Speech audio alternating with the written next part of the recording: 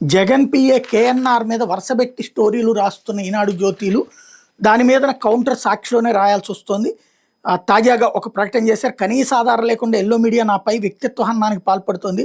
నేను senior journalist 2003లోనే ఒక ప్రముఖ వార్తాపత్రికలో ఎడిషన్ ఇన్ఛార్జిగా పనిచేశా.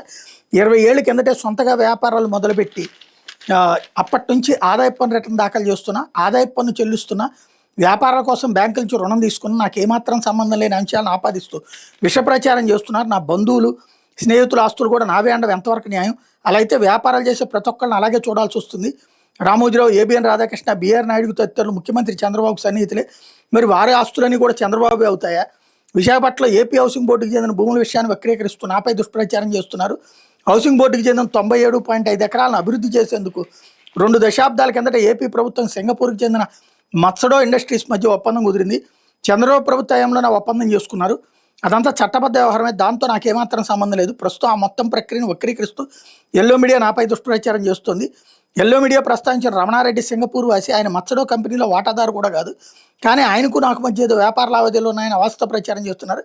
ఆయన 2003లో చంద్రబాబు ప్రభుత్వ హయాంలోనే ఏపీలో వ్యాపారాలు ప్రారంభించారు. విశాఖపట్నంలోనే 4 ప్రాజెక్టులు చేపట్టారు.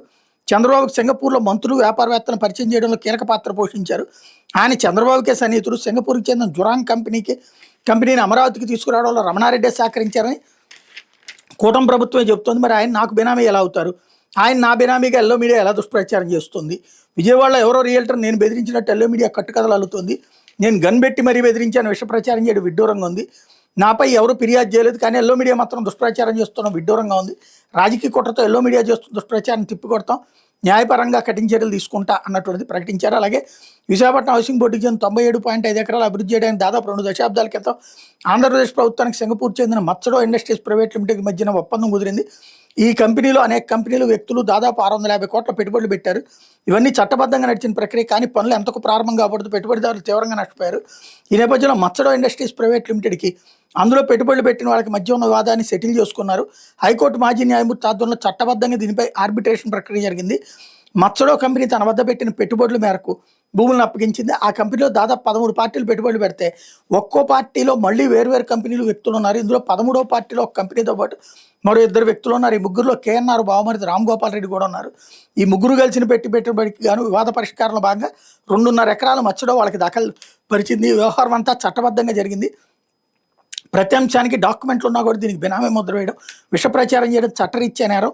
ఈనాడు, ఆంధ్రజ్యోతి కథనాల్లో ప్రస్తావించిన సింగపూర్ వాసి రమణారెడ్డితో మత్సడోకి దాంట్లో పెట్టుబడి పెట్టి వాళ్ళకి ఎలాంటి సంబంధం లేదు. అతను వాటాదారు కూడా కాదు, ఎలాంటి క్రయ విక్రయాలు కూడా జరపలేదు.